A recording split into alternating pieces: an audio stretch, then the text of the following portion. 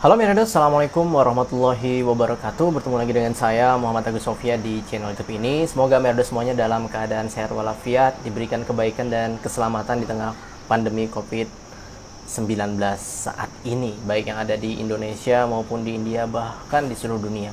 Kita harus sadar bahwasannya kita masih berjuang ya di tengah melawan penyebaran COVID-19 ini. Oleh karena itu, sebagai garda terdepan, mari kita tetap menjaga kesehatan, menggunakan masker, menjaga jarak, serta tidak keluar rumah kecuali suatu hal yang penting.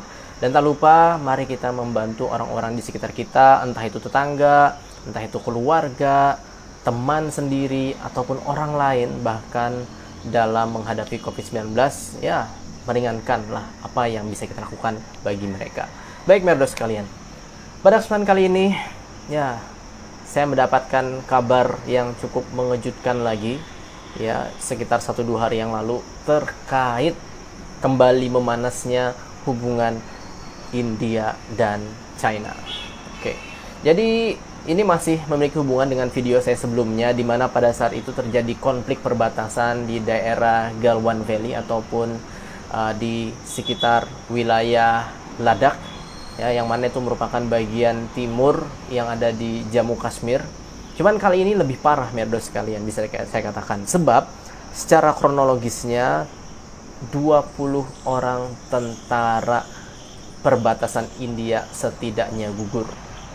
Oke, lupa nih. Tapi sebelum itu, izinkan saya untuk menyampaikan sangkalan terlebih dahulu. Jadi memang pemberitaan yang saya dapat ataupun perspektif yang saya dapat memang lebih kental ya, pemberitaan yang bersumber dari India, berhubung saya tidak berada di China saat ini. Oleh karena itu, saya tetap berusaha untuk menggambarkan secara seimbang ya pemberitaannya dan pendapat dari kedua belah pihak. Oke, mari kita lanjutkan lagi. Jadi secara kronologis di tanggal 15 ya dan juga 16 Juni itu kalau tidak salah di hari Senin dan juga Selasa malam hari itu terjadi bentrok ataupun clash antara tentara perbatasan India dan PLA ya, People Liberation Army, ataupun tentara China lah di Galwan Valley ya. Jadi pada saat itu tentara India yang saya dapat ini di pemberitaan India melakukan patroli, tapi memang itu masih di wilayah line of actual control, yang mana garis perbatasan ini memang masih diperdebatkan, dipermasalahkan perbedaan perspektif antara kedua negara, sehingga masih terjadi ya yang namanya kesalahpahaman, bentrok ya, yang mana menjadi titik simpul dari permasalahan ini sejak tahun 1962. Dan pada saat itu tentara India sedang melawan patroli.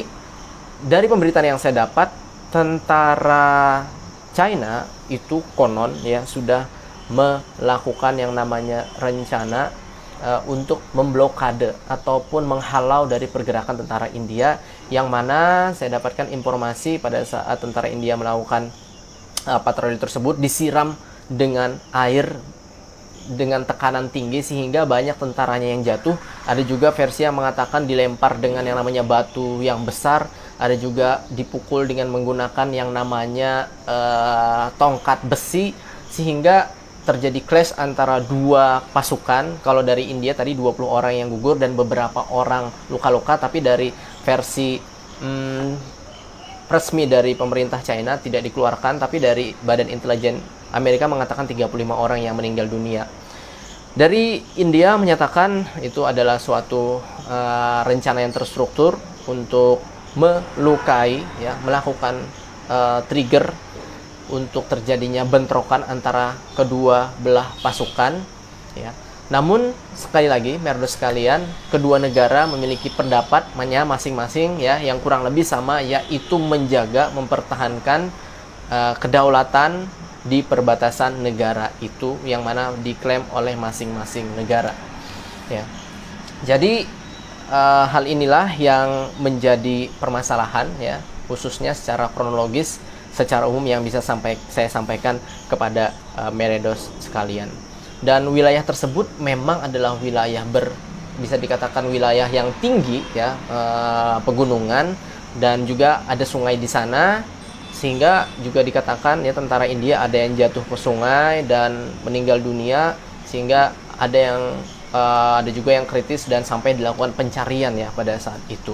Bahkan ada salah satu kolonel yang meninggal dunia dari pihak India yang bisa dikatakan ya berpangkat perwira tinggi gitu ya. Oke. Dan lalu Mas Agus, bagaimana sih situasi di India saat ini? Seperti video yang sudah Meredos lihat. Ya, orang India ini memiliki ya ciri khas juga ya, karakternya nasionalismenya tinggi ya.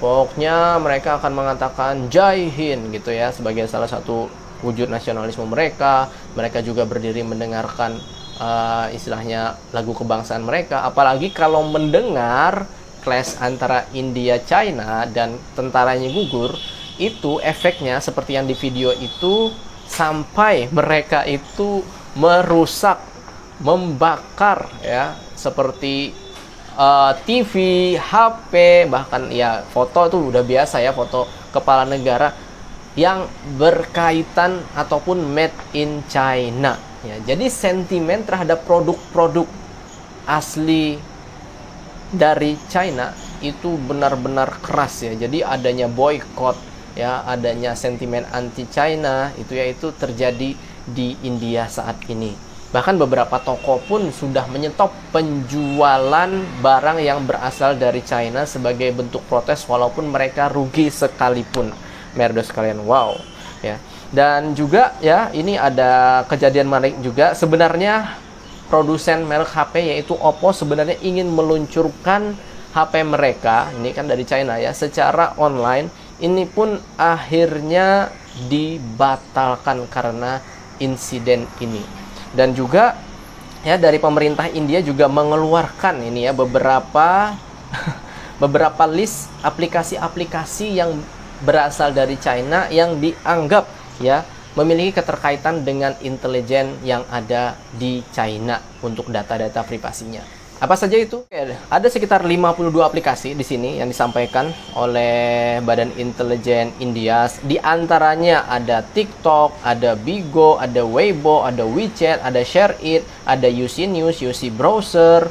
Ya, di sini juga ada Viva Video ya, yang merupakan aplikasi ini ya untuk melakukan editing video. Ada QQ Launcher ya, ES File Explorer ya, ini bisa dibaca intinya Merdos sekalian. Untuk aplikasinya tuh apa saja. Ini termasuk ini Diu, Privacy, Clean Master dan yang lain-lainnya. Jadi memang sampai sebegininya ya, dan saya menarik nih akan melihat bagaimana sih efeknya terhadap investasi dan juga ekspor China, ekspor impor China ke India, karena memang sentimen ini sangat begitu kuat ya, yang mana tadi disampaikan dan diperlihatkan juga bentuk kekerasannya dengan cara memboikot, membakar, merusak, bahkan tidak menjual walaupun rugi sekalipun ya. Bahkan restoran-restoran yang berbau menu-menu China pun juga diminta ditutup oleh asosiasi terkait. Wow.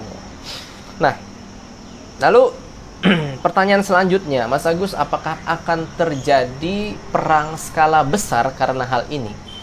Saya bisa katakan untuk perang skala besar kemungkinannya itu masih belum. Mengapa? Karena kalau saya lihat dari kedua belah pihak masih ada kecenderungan melakukan jalur diplomasi, baik dari antar militer ke militernya, Kementerian Luar Negeri ke Kementerian Luar Negerinya, atau bahkan ya, walaupun belum terjadi sinyal ya dari kepala negaranya, khususnya dari Perdana Menteri Narendra Modi yang masih menggunakan bahasa-bahasa yang bisa dikatakan cukup halus, cukup teratur ya, yang mana tidak mengarah kepada arah eskalasi. Walaupun ya Perdana Menteri India Narendra Modi menyampaikan akan memberikan balasan yang sesuai, yang pas dengan apa yang dilakukan gitu ya oleh militer China. Jadi saya melihat kemungkinan untuk perang skala besar belum, walaupun yang minor-minor itu akan tetap terjadi. Nah, ini yang memang menjadi mengejutkan, sebab sebenarnya Merdos kalian, sebelum tanggal 15-16 Juni tersebut ya terjadi clash ya, bentrok.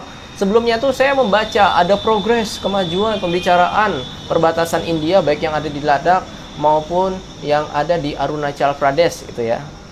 Wah, ternyata tiba-tiba terjadi hal seperti ini, benar-benar di luar dari apa yang saya kira gitu ya. Ternyata malah jadi makin buruk. Dan mengapa saya anggap juga perang skala besar juga belum mungkin terjadi, sebab ya kedua negara dan juga negara-negara lainnya masih, merda sekalian, berjuang dalam melawan COVID-19. Dan di India sendiri kita sudah berada di peringkat 4. Dan di China sendiri, di Beijing ditemukan juga ya, ternyata ada klaster baru ya di pasar daging ataupun ikan ya untuk COVID-19.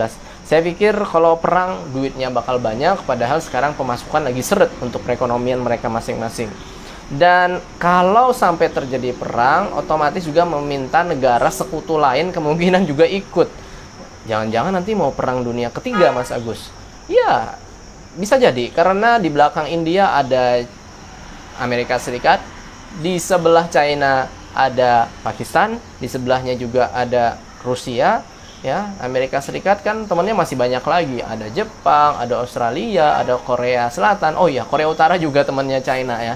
Jadi hal itu bisa terjadi ya, perang dunia ketiga. Tapi saya pikir masih bisa dikatakan jauh karena jalur diplomasi masih dilakukan. Lalu pertanyaannya sekarang, Mas Agus, kalau perang kira-kira siapa yang menang? Nah, ini pertanyaan yang gampang-gampang sulit, sulit-sulit gampang. Nanti saya akan coba bahas di video selanjutnya, khusus untuk membahas kekuatan militer dari kedua negara. Oke, Merdos, jadi kurang lebih itu saja saat ini informasi yang ingin saya sampaikan terkait situasi terkini di India. Semoga ini bisa menjadi pelajaran bagi kita, dan tentunya saya berharap di Indonesia juga pemerintah kita bisa lebih mawas diri dan melakukan kalkulasi kemungkinan efek yang akan terjadi jikalau konflik ini semakin meruncing antara India dan China. Demikian, Merdos, mohon maaf kalaupun ada yang salah. Terima kasih telah menonton. Bahut syukriya, Firminenge, sampai jumpa. Assalamualaikum warahmatullahi wabarakatuh. Dadah merda sekalian, dan tetap semangat dan optimis di dalam kebaikan.